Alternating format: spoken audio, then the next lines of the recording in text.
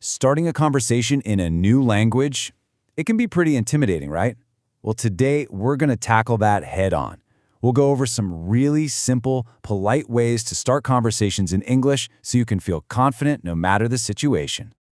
So, does this feel familiar? That little moment of hesitation where you feel kind of shy or nervous right before you try to speak English? Hey, don't even worry about it. We have all been there. It's totally normal. But here's the good news. We can totally change that feeling. In this explainer, we're going to build your confidence step by step. I'll give you some simple, natural phrases to start any conversation. So, let's start with the absolute foundation. Okay, first up, why does politeness even matter? Let's talk about why this is so crucial for any good interaction. Think of politeness as your secret weapon for making a great first impression. It's not just about, saying please and thank you. It's about showing respect, making the other person feel comfortable and feel valued. And when you do that, you're so much more likely to get a positive, friendly response right from the start. It's really not just about the words you use, but how you make someone feel. All right, let's get into the really practical stuff. We're going to build a whole toolkit of phrases you can pull out and use in all sorts of real-life situations.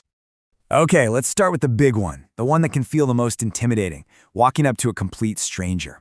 So how do you break the ice without being awkward?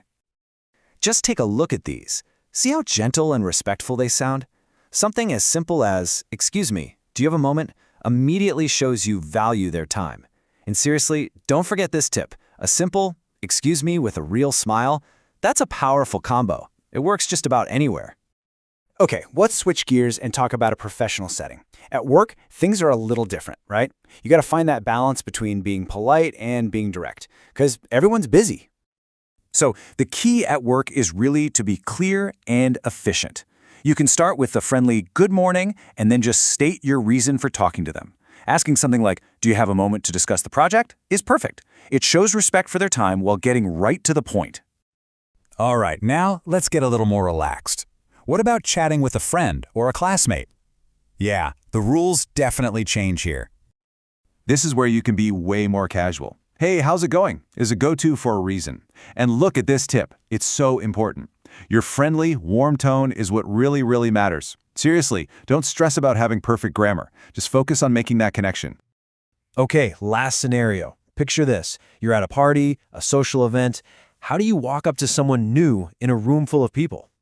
For an instant connection, try something really open and not at all intimidating, like, "Hi, I don't think we've met before." Or you can just comment on something you both share, like the event itself. And you can never go wrong with a genuine compliment. It's such a great way to make someone feel good and get a conversation rolling. Excellent. So now we know what to say. Let's move on to how to say it. Because just a few small tweaks in your phrasing can make a huge difference in how natural and kind you sound. Let's look at a quick before and after. Saying, "Where is the station?" It's not rude, but it's super direct. Now, compare that to the polite version. "Could you tell me where the station is, please?" Hear that? It's just softer, more respectful. It sounds way more natural. That's the power of an indirect question. Okay, here's another one. "Give me your phone." Whoa, that sounds like a demand, right? But if you just rephrase it to, "Could I have your phone number, please?" it completely changes the entire tone. It goes from a command to a polite request. See that difference? It's huge. These right here, these are your secret weapons. I like to call them softeners. Just sprinkling words like, "Could you?" or "I was wondering if" into your sentences. Bam! They instantly sound more polite and way less demanding. These are absolute game changers, for real. All right, so we've got the theory down, which is great. But practice is where the real magic happens. So let's see how this all comes together in a simple, everyday chat. Okay, imagine you're at a bus stop. You can start with something super simple like, "Hi, is this the bus to downtown?" It's just a basic question about the situation you're both in. And when they answer, you can follow up with, "Thanks a lot. It's my first time here." See what you did there? By sharing just a tiny piece of info about yourself, you've opened the door for a real conversation. It's really that easy. Okay, you've got the phrases, you've got the techniques. Now it's time for a quick little confidence check, just to make sure all these great ideas are locked in. First question, what's the best way to ask a stranger for help? You got it, right? It's B. "Excuse me, could you help me, please?" It has everything, the "excuse me," the softener "could you," and that magic word "please." Perfect. Next up, for the workplace, what's the right move? Yep, it's B again. "Good morning, do you have a minute?" You've got that polite greeting, and you're showing respect for their time. That's exactly how you do it. And for the last one, how do you talk to someone new at an event? Of course it's B. Hi, I don't think we've met before. It's friendly, it's open, and it's a totally no-pressure way to invite a conversation. You guys are nailing this.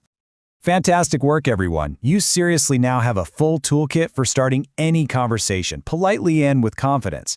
Just remember, it really comes down to your tone, a simple smile, and using these kind phrases. So, I'll leave you with this final question. What conversation are you going to start today?